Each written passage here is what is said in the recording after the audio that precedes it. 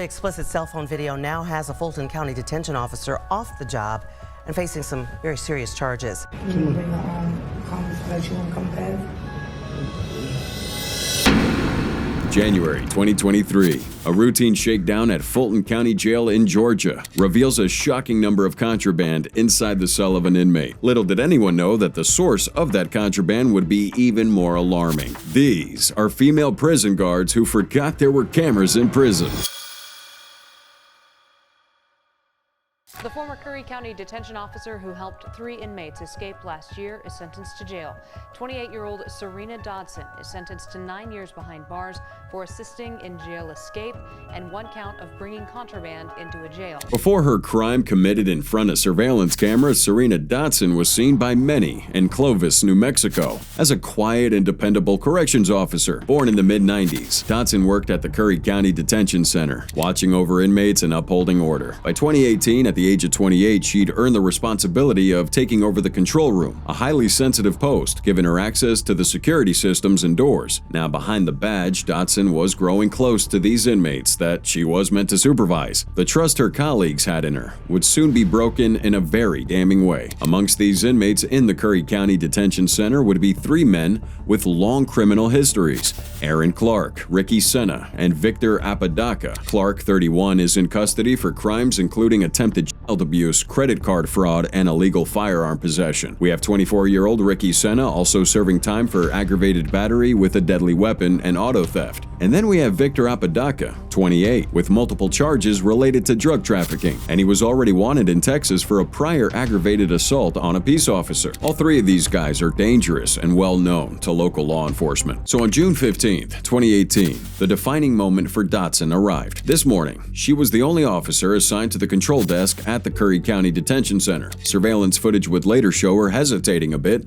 scratching her head nervously before she unlocked 3 secure doors. On camera, Clark, Senna, and Apodaca are seen walking casually from the jail's outdoor rec center and exiting through an east-facing door. They wore white t-shirts, boxer shorts, and white head coverings. No alarms, no resistance, and no chase. It's a clean break, with Dodson at the helm. The escape would trigger panic across Clovis. The residents were told to remain alert as authorities launched a multi-state manhunt. 4 days later, on June 19th, Dodson was arrested in Lubbock, Texas by sheriff's deputies. On the same day, a SWAT standoff in Clovis resulted in the capture of all fugitives. They were hiding in a home linked to a man named John Hausman, who was allegedly part of this escape plan. According to police, one person in the home would point a gun during a standoff, and after hours of tense negotiations, the fugitives surrendered and were taken back into custody. Hausman was also arrested for harboring fugitives. Now, at the sentencing, Judge Matthew Chandler emphasized that Dodson's actions were not impulsive. "This wasn't a spontaneous decision," he said. "This was the result of days and weeks of planning." Dodson admitted guilt and accepted a plea deal to 3 counts of 3rd-degree felony assisting escape and 1 count of 4th-degree felony bringing contraband into jail. They initially gave Dodson 10.5 years in prison. However, 18 months were suspended in favor of supervised probation,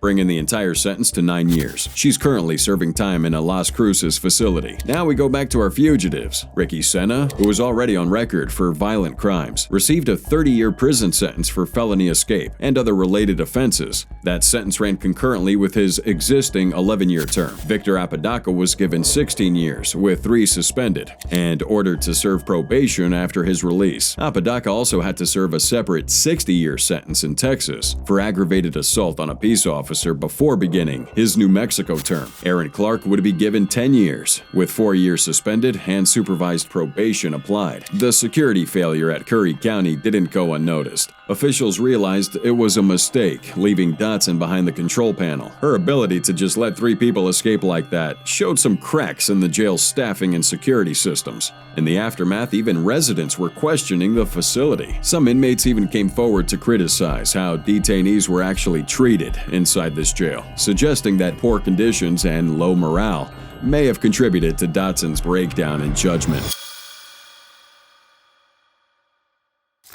Cutting a hole in your pants to make it easier to have sex with an inmate and having intercourse in full view of 11 other inmates is something only a depraved mind can come up with. December 2019.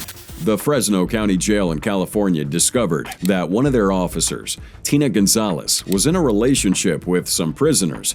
However, what they didn't know was how many other prisoners Gonzalez was involved with. Now, Tina used to be a trusted corrections officer at Fresno County, California. At 26, she'd been working in the jail system since 2016, handling her duties like any other officer. Behind the scenes, Gonzalez was entangled in this secret that wouldn't only ruin her career, but also land her behind bars. Now, it was known that Gonzalez was going through some personal problems, including a recent divorce, and she would use this vulnerability as a scapegoat for the choices she made while on the job. In December 2019, an internal investigation kicked off, triggered by a tip from jail staff. The tip pointed to this inmate possessing a contraband cell phone and was allegedly involved in a relationship with a staff member. The inmate's cell was searched, and investigators found that phone, which opened a deeper probe into Gonzalez's actions. What the Fresno County Sheriff's Office uncovered next revealed a scandal with layers of misconduct that had been unfolding for about a year. Now, it wasn't just an innocent relationship here. We had sexual activity going on inside the facility, and it turns out they got freaky in full view of 11 other inmates. To speed things up a bit, it was said that Gonzalez had cut a hole in her uniform. Now, what's pretty shocking here is that all this was done in full view of cameras. Now, although we got it on camera, it was never released to the public. Nonetheless, it did provide undeniable proof of Gonzalez's actions. It was clear that this wasn't a one-time lapse in judgment. The investigation also found that Gonzalez had smuggled a lot of contraband into this jail. This would include razor blades, alcohol, drugs, and a cell phone. She would give inmates advance notice of planned cell searches, allowing them to hide anything illegal before staff found them. These actions had endangered the safety of correctional staff and other inmates. And according to Assistant Sheriff Steve McComas, Gonzalez's behavior ranked amongst the worst he'd witnessed in 26 years of that job. He told the courts that her actions were depraved, reckless, and posed serious security threats. Prosecutors would echo this, noting that she had betrayed the oath she swore when she joined the department. So after being arrested in December 2019, Gonzalez didn't sever any ties with the inmate. Phone logs showed that she continued to have sexually explicit conversations with him and even bragged about what she had done. No remorse here, and Judge Michael Idiot would criticize her for acting without regard for her duties, saying that she'd ruined her career and endangered her coworker. I think what you did was terrible, stupid. You ruined your career. You endangered your fellow officers. But I also believe that people can redeem themselves. You got the rest of your life to prove that. In June 2021, Gonzalez was given 210 days in county jail and given 2 years of probation. The max sentence could have been 3 years and 8 months, but the court considered her early plea and lack of prior offenses. Her defense attorney said that she needed to get freaky because of her failed marriage, which led her to view the inmate as a source of pure comfort. Turns out the court couldn't get over that hole she cut out, though, and emphasized that her actions were pretty deliberate and sustained over a long period. But Gonzalez knew what she was doing. She comes out of prison and is active on social media, particularly Instagram, where she now has over 20,000 followers. So a scandal kickstarted a model's career, and now she's influencing people.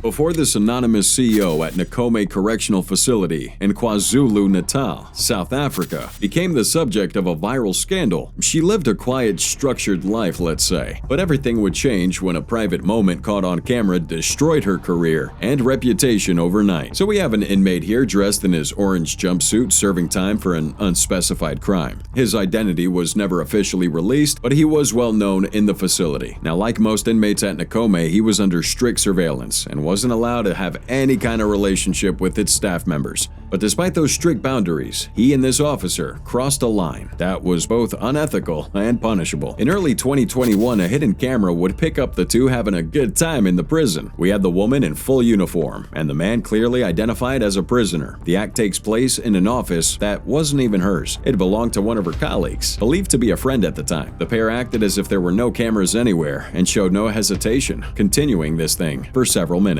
You can bet that footage was leaked, and it quickly spread across social media, triggering a firestorm of criticism and public outrage. So March 21 would mark the beginning of severe consequences for these two involved. The Department of Correctional Services would launch an internal investigation, confirming the identities of both these individuals in the video. They kicked out the female CEO for gross misconduct, and the inmate was transferred to a max security prison and would lose several of his privileges. Oh, and the officer whose office that belonged to got fired as well. although her direct involvement was limited to just providing access. Now, social media would speculate that the woman and this inmate were married, claiming that the prison had mistakenly assigned him to the same facility. Now, some of these photos found on her Facebook account would hint at a prior relationship. However, the DOC spokesperson, Singo Andalo, dismissed that marriage claim as false. Official statements say that the two were not legally connected outside of the prison. Rumors would also circulate saying that the officer had taken her own life after deleting her social media accounts due to the shame and public backlash. Now, those claims were, thankfully, proven false, but the actual damage to her personal and professional life was already done. The viral nature of the video shared widely on platforms like Twitter placed both of them at the center of a national scandal. On the morning the footage surfaced, the hashtag prisoner became the top trending topic in South Africa. Public reaction was intense. Human Rights would say that the evidence pointed to a deeper problem within South Africa's prison system. The Prisoners and Detainees Trust for Human Rights noted that inappropriate relationships between inmates and staff were not new, but rarely made public. The group would call out for more training, oversight, and changes in prison staffing assignments, more specifically questioning why female officers are assigned to male facilities. On March 10, 2021, Department spokesperson Singbako Xamalo described the incident as shameful and not what's expected of an official. He would also appeal to the public to stop circulating that video, as it did violate privacy and further embarrass the Department of Correctional Services. Now, in the months that followed, the woman disappeared from public view. The inmate does remain in max security, with limited updates on his status. While the department continued its efforts to restore public confidence, the incident remained as one of the most widely discussed examples of misconduct in the South African prison system. A sexually explicit cell phone video now has a Fulton County detention officer off the job and facing some very serious charges. You bring the comments that you want to compare. December 2019, Kawana Jenkins joins the Fulton County Sheriff's Office as a detention officer. But then she gets involved in this inappropriate relationship with an inmate, one that's going to crush her career and bring some criminal charges along with it. At 36 years old, Miss Jenkins here was entrusted with maintaining order and upholding the law inside a Fulton County jail in Atlanta. Colleagues thought she was reliable, working in the facility's high-security units. For 3 years, her record was clean until the unthinkable happened. Now, the man involved would be Jamal Ward, an inmate housed in the max security wing of the prison. Now, he's in here because he's accused of murder, but despite the severity of his charge and the risk he posed, Jenkins went all in. Now, this relationship obviously goes far beyond just a friendly conversation. Authorities found that over a span of several months, Jenkins and Ward met multiple times inside the prison, not only violating professional boundaries, but also prison regulations. And in January 28, 2023, the jail conducted a routine shakedown of several housing units between 5:20 a.m. and 7 a.m. During that search, staff found 11 contraband cell phones, amongst other banned items. So they open the phones, and what do they find? The video was pretty explicit. You have Jenkins, fully dressed in her uniform, sitting on Ward's lap in what appears to be her assigned office. She gives him a kiss, gives him this designer pair of Cartier glasses, and at one point, Ward is like, "Give them to me," before she passes the glasses to him. But then it gets a little freakier. Jenkins is talking to the person recording, believed to be the inmate, and then this dude puts out his finger towards her face, and she starts sucking on it. And then it cuts to black. On March 2023, Sheriff Pat Labatt, who leads Fulton County Sheriff's Office, responds quickly by terminating Jenkins immediately after confirming her identity in that video and ordered her arrest. Now, they give her 2 counts of improper sexual contact by an employee, 5 counts of violation of oath by a public officer, 2 counts of reckless conduct, 2 counts of cruelty to inmates, 1 count of getting too freaky, and 1 count of obtaining or giving an inmate a prohibited item without authorization. So, ironically, after her arrest, she's booked at the same place she used to secure, and now she's granted a bond of $135,000, but the legal process continues. The charges she faces are highlighted as serious, and the investigation suggested that her actions may have taken place on at least 2 separate occasions over several months. The exposure of that behavior shakes public confidence in the prison and prompts Sheriff Labatt to issue a public statement. He says that Jenkins's actions weren't cool, and they're going to try a little harder next time. But he did give credit to those who reported their freaky nature. Kawana Jenkins' case has to be one of the most public examples of a guard breaching both ethical and legal lines. The arrest becomes a hot topic and part of a larger conversation nationwide. Authorities have since doubled down on their efforts to control contraband and monitor staff behavior a little more closely. I mean, Jenkins really shattered the trust in this place.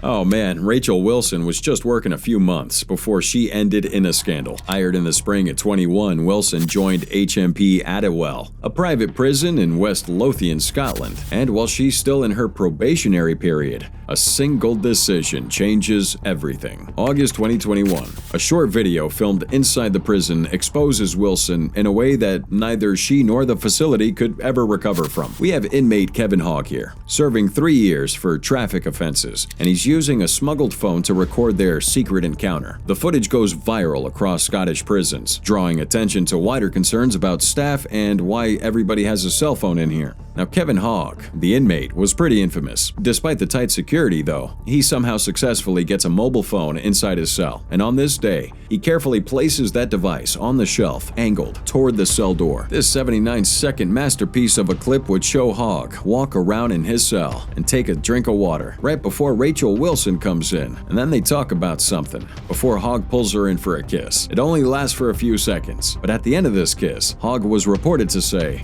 "That's what I wanted." That statement would soon carry heavy consequences for both of them. This immediately raises serious alarms inside the prison, because it's being shared amongst inmates and staff alike, spreading far beyond Adderwell, reaching other prisons like Barlini down in Glasgow. Now, initially, they thought the footage may have been part of this blackmail plot, but insiders quickly dismissed that idea. A whistleblower points out that Wilson never used her panic button during the encounter, something she might have done if she was feeling forced or threatened. Her calm posture and willingness to engage suggested consent. Analysts would later tell you that this would be more for Hoggs' reputation amongst fellow prisoners, rather than for extortion. HMP Adderwell referred to the police, and Rachel Wilson was dismissed from her role. A spokesperson from the prison confirmed she no longer worked there and declined to provide any further comment. Now, this happened at a time where Adderwell was facing a lot of internal issues: staff shortages, poor training, allegations of contraband being smuggled in by officers really had brought scrutiny to the facility. There is, however, no public information about whether Wilson and Hogg were punished after the investigation, and we don't know if they were actually dating or if this kiss was a one-time thing. Despite the severity, though, neither Rachel nor Kevin had publicly commented on anything. Wilson, a rookie with little to no experience, vanished from public eye shortly after her dismissal. Media tried to contact her but was pretty unsuccessful. The only statement offered came from the prison's operator, Sodexo Justice Services, who would only just confirm the video's authenticity and emphasize their commitment to safety and accountability. That's how we live at Wandsworth, man. Yeah? June 2024, a video pops up at HMP Wandsworth in southwest London, exposing Linda D'Souza Abro. The footage, filmed on a contraband phone, captured Abro engaging in graphic sexual activity with an inmate, later identified as Linton Weirich. The video circulating widely on social media showed Abro visibly wearing her uniform and wedding ring in this intimate act, while a second inmate is commenting and filming smoking weed as the scene is unfolding. People went crazy over the footage, and it led to the swift identification of Abro by senior prison staff. Linda D'Souza Abro, 30 years old, was working as a CO at the all-male Wandsworth facility. Now, she was a little bit famous. Originally from Brazil, she was on Channel 4's reality show called Open House: The Great Sex Experiment, alongside her husband, an MMA fighter. The couple was very active on OnlyFans, sharing explicit content under different pseudonyms. Abro would go under names like Linda from the Playroom and La Madre to promote her image as a sexually liberated, married Latina. Now, before becoming a prison officer, she'd already built a presence in the adult entertainment industry, which continued in secret alongside her professional duties later on. Between June 26th and June 28th, 2024, Abro and Weirich are recorded having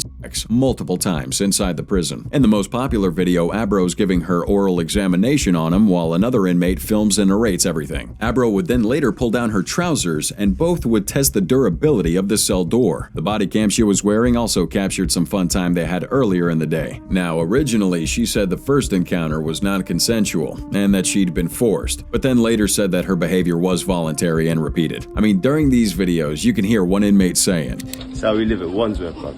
while watching the entertainment. In the video, Abrow's also interacting with her radio, and you can hear messages like "all stations" and "activity patrols" crackling in the background. Now, despite warnings, she carried on. One inmate even said, "I'm on the door," acting as a lookout for any guards. So you can imagine, as this kept going on, the videos kept going viral, causing an immense embarrassment for the prison system. On January 6, 2025, Linda DeSouza Abrow appears at the Isleworth Crown Court, where she was sentenced to 15 months in prison after pleading guilty to misconduct in public office. Judge Martin Edmonds KC calls her "an enthusiastic participant" in the acts and said that her behavior severely undermined the integrity of the prison system. The judge told her she was reckless, putting other staff members at risk and undoing years of progress made by female officers working in male prisons. Her conduct was harmful, with long-term impacts on both the institution's reputation and the safety of its employees. Now, in court, it was revealed that Abrow had attempted to flee the country. They nabbed her at Heathrow Airport trying to board a flight to Madrid with her father. When they caught her, she said that she was acting under duress, saying that she feared for her safety and they were blocking her from leaving the cell. However, that account was rejected as false, and she later accepted full responsibility for her actions. Her lawyer said that she was suffering from emotional instability and psychiatric issues, which included borderline personality disorder and ADHD, which is like 90% of the world's population by this point. Despite that, though, the court emphasized the harm actually done to the correctional system and the harassment female guards face from inmates. The male actor here, Linton Weirich, was already serving a 4.5-year sentence for a £650,000 burglary at a luxury Kensington apartment. Following the video's release, he was transferred to Swaleside Prison. However, in December 24, while holding his infant child during a visit,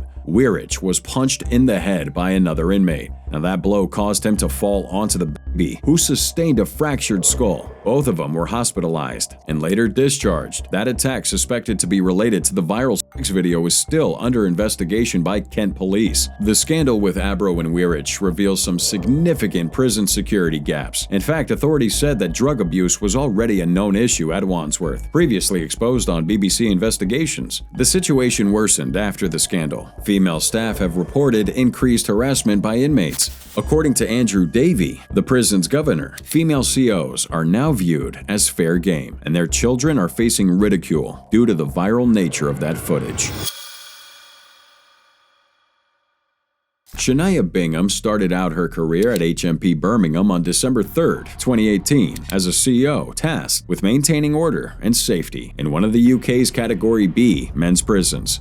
At just 19 years old, this rookie was seen as a promising addition to the staff. Originally from Telford, Shropshire, Bingham lived a quiet life, helping care for her ailing mother and older sister. However, she had her own personal issues, including an arranged marriage, which led to a lot of stress and a series of bad decisions, which eventually destroyed her career and landed her behind bars. Now, trusted inmate Joshua Mullings was among those assigned to maintain order in various parts of the prison, including a storage unit. Over time, he and Bingham grew close, eventually starting a secret relationship. But Mullings was no ordinary inmate. He used his charm and manipulation to have a profound impact on Bingham, who was described in court as emotionally vulnerable and seeking affection during a difficult period in her life. Now, she later told investigators that she felt cherished by Mullings, something she said she had never experienced. Their relationship would escalate pretty quick. In September 2022, colleagues were suspicious of Shania's frequent and unexplained absences from her post, during which she would fail to respond to radio calls and was often unreachable. Staff said that she would spend extended periods in that storage unit with Mullings, a place both of them had access to under normal duties. So what authorities decided to do was install surveillance equipment in this space. And between September 22nd and 29th of 2022, hidden cameras recorded a bunch of times where the two were having fun. These encounters would include play fighting, flirting, heavy petting, oral examination, and full boom boom. The footage also revealed Bingham ignoring radio messages, even as she was being interrupted by other staff who were unaware of what was occurring. One time, a fellow CO said that they couldn't find her for like an hour. An investigation led to her arrest on October 3, 2022. Now, she refused to answer any questions during police interviews. However, when authorities examined her phone, they found evidence that she not only did a background check on Mullings, but had also read a lot of reports about him. This would suggest an unhealthy preoccupation with this inmate. inmate, extending far beyond any normal professional boundary. So during her trial, the prosecution had a strong case. Her behavior was labeled as reckless, damaging. Prosecutors said that these relationships can destabilize prisons and affect the safety of both staff and other inmates. Now, the judge, John Butterfield, wasn't too happy with her and said that an immediate custodial sentence was necessary to uphold the integrity of public institutions. Begum's defense counsel, Andrew Baker, said that she had no prior criminal history and had shown some deep remorse. He also said she was under severe psychological pressure from her family, who were pushing her toward that arranged marriage with a very controlling man. I mean, if she had to choose a prisoner over this guy, you can only imagine. So he would argue that all that pressure made her vulnerable to exploitation by Mullings. The defense maintained that Shania's actions were out of character and thus driven by emotional manipulation rather than malicious intent. January 11th, 2024, Birmingham Crown Court gives Shania Bingham 16 months in prison for misconduct in a public office. Her attorney continues to say that she is deeply remorseful. This sentence did mark a tragic end to a promising career, serving as a stern warning to other COs out there. The court did consider how hard the incarceration would be on her dependent mother and sister, but also prioritized punishing her to stop others from similar misconduct. Joshua Mullings, the inmate at the center of the scandal, wasn't charged with any offense related to the encounters. He remained incarcerated, and the prison's keeping quiet about it. The case fuels public debate again about the vulnerabilities of COs